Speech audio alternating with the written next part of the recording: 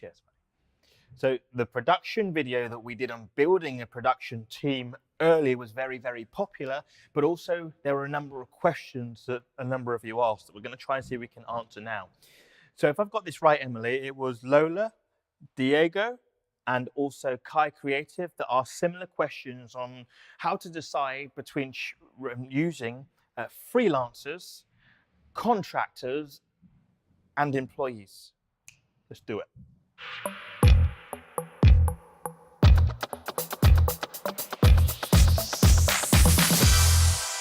So in a way, there are those three categories of team members, but really, in a way, I'm going to class them as two, which is freelancer and also the employee.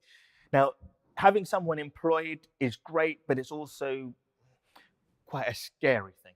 I know because, yes, I'm employing. But at the same time, I use a number of freelancers regularly or a number of freelancers consistently. And sometimes there's a transition between the two because someone starts off as a freelancer and then you end up employing them. Whew. So I can understand the difficulty in trying to make the right decision and looking out for the time when the decision should change. So let's look at photography or production with video like we do here at VIVIDA. If you are shooting, there are a number of times when it's correct to have a freelancer. Now, sometimes it's because the main reason might be because you need to keep your expenses in a reasonable position. You need to have an element of control. I'm going to give you an example. You shoot as a self-shooter. You also edit yourself. But when you go on location, you need more than one angle. You can't shoot from two angles at the same time. So what you use there is you use a freelancer. You call somebody up and you say, hey, buddy, are you around on this day at this time? And they are responsible often for supplying their own equipment and bolting that on as well. And that will sometimes affect the rate. A person by themselves may have a different rate to someone who comes with equipment. And you can make that decision. Do you want them with equipment and pay a little bit higher, or do you want them just as themselves as their individuals? But then at the end of it, they hand you the recordings and you get on and you do your job. You say goodbye. And then if you like what they do, then you may pick up the phone again on the next job and you will use them again. And so the process continues. The great thing about using freelancers is that you get to grow and then contract depending on the needs of your business. Sometimes it's not sustainable to keep all of these individuals that you work with permanently all the time. And in fact, it would be a bad business decision because the skill that you're tapping into is only required every so often. Do you need someone? Do you need a cinematographer full time? Well, the question might be, do you shoot every single day? Do you need an editor full time? For you, you may say no, because we shoot a job, we edit it, then it's done, then that's it. And then I'm getting on with looking for the next job, and you become a salesperson or business development. And then you get a job on, and then you make the phone call, and you bring them back in again, and it ends up being a cycle that loops round and round. For me, it changed because I was realizing that I was not wanting to do all the editing all the time, but there ended up being enough editing that my editor never left. So then I ended up using a freelancer permanently. This can be good, but it can also be bad. The difficulty is that often a freelancer's rates are quite high. And the reason for that is because you are paying for the time that you're not using them. Yeah? Because when they are not working, they still need to feed themselves, put roof over their head. They still need to insure their own products or their own equipment. They still need to make themselves visible by marketing themselves, which costs money, which we have to pay for. So a freelancer may work 10 days of the month. Those 10 days have to cover everything. So their rate ends up being higher. So one thing to be careful of is as you start to use freelancers more and more, always be aware of the real cost that it would be if you employed someone part-time or you employed them full-time. And there comes this pivot point where actually it becomes more cost effective to employ someone rather than to have somebody as a freelancer. The benefits of having a freelancer, though, is that if they mess up or they do something wrong, it's much easier to say goodbye. Yeah? You literally, you just don't pick up the phone and you don't use them again. But the laws with employment make it much, much easier, particularly when someone is employed beyond a year or 2 or 3 years. It gets much harder. If someone messes up, you have to absorb that because you are the employer. That's something I hate at times. But you grow with the individuals and you make it work, and you end up moving through it. The other thing with a freelancer that's different to someone who is employed is a freelancer is responsible for their own equipment. We just had a new member of the team join us, Gabriel. Gabriel, as an animator, I had the responsibility of providing his equipment.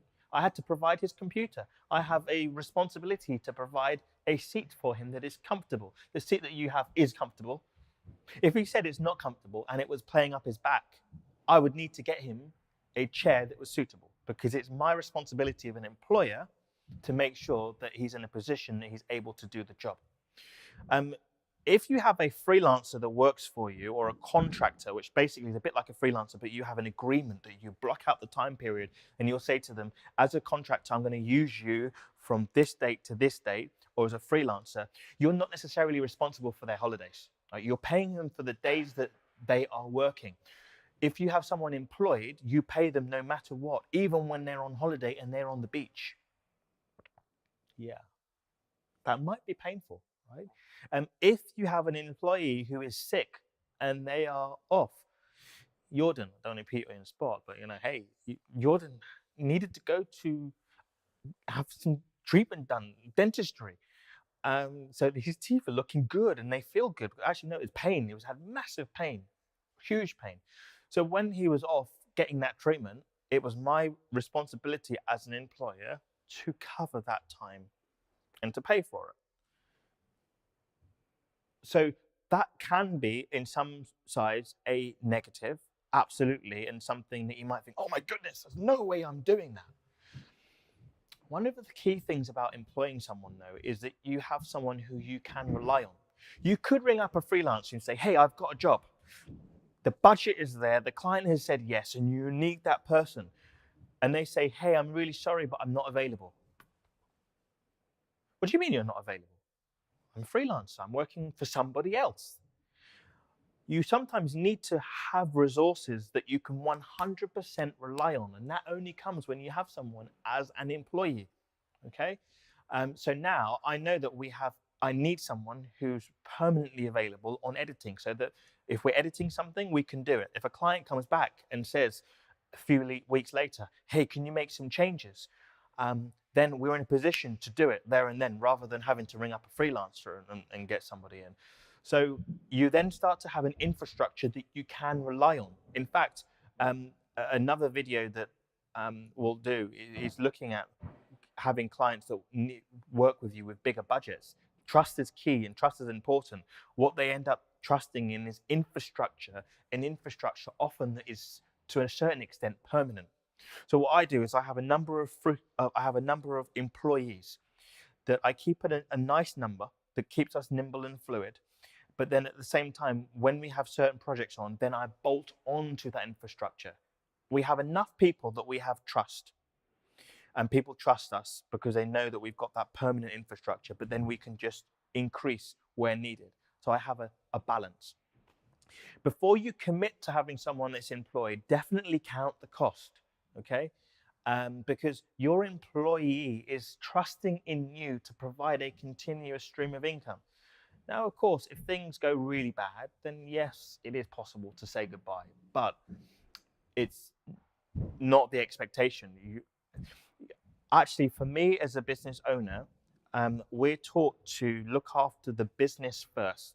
That's the legal entity of the company is number one, most important. For me, number two is all of my employees. And then number three is myself.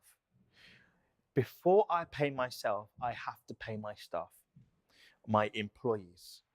And there have been many, many months over the time that I've had VIVIDA where my employees didn't know that I was paying their wages and I wasn't paying my own because there wasn't enough money in the kitty, or I was waiting on a payment from a client. And my responsibility is toward the employees first.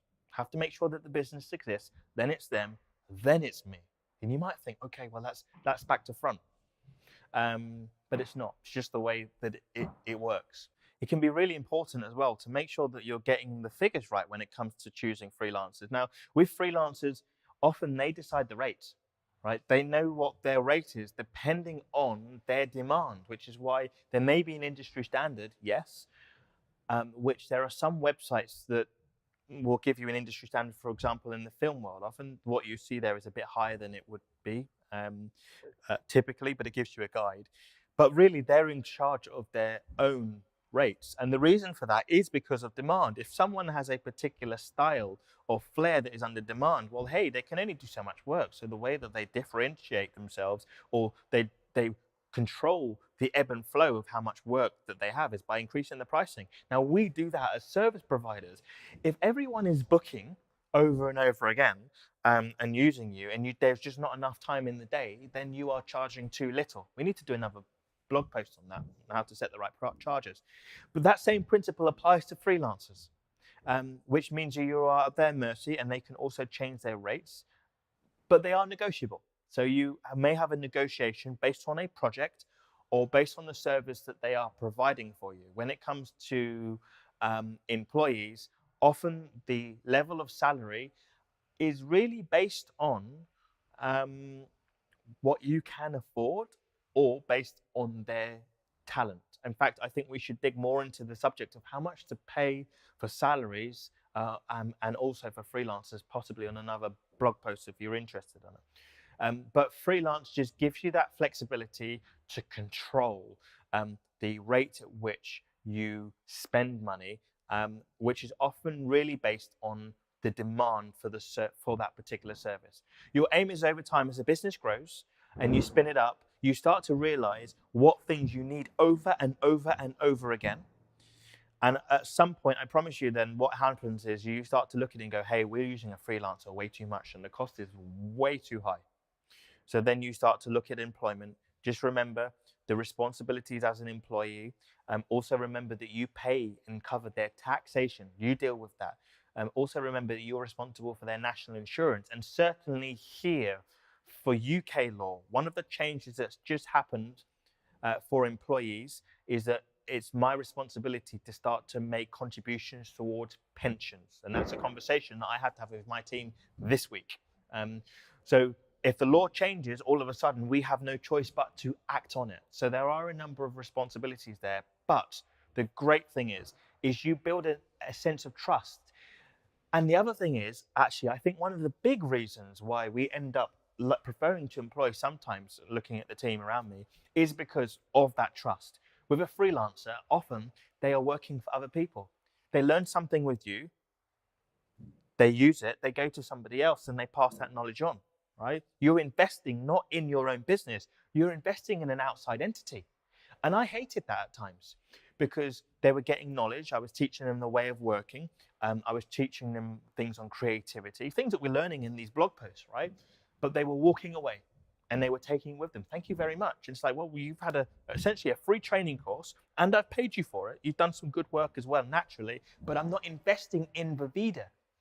So that when I employ, you share as much of that knowledge as possible. And then you keep them and you retain them and you keep that knowledge within the business, and then you all grow together. And I call Team VIVIDA essentially a family because there is a level of commitment that comes with family. They're not just people that are casual relationships that move in and move out. You are almost married. And as a result, there's a level of comfort that brings. Sometimes my team disagree with me and they will vocalize it in a polite way, but they will vocalize it because they feel that they're secure. With a freelancer, hey, you don't ring them anymore or you don't use them. You just change the person. And actually, sometimes what you need is a little bit of that pushback. Pushback comes when people are within the team. So hopefully this little rant on YouTube here on this vlog is helpful to you when it comes to deciding on whether you work and use freelancers or whether you use contractors or employees. And also it helps you to think about when that moment is for that transition from one to another. As always, please leave your comments below. I really appreciate it. And also feel free to leave other questions here because we are really reading them. And we will do hopefully a vlog on it as well. Thanks for subscribing. Take care.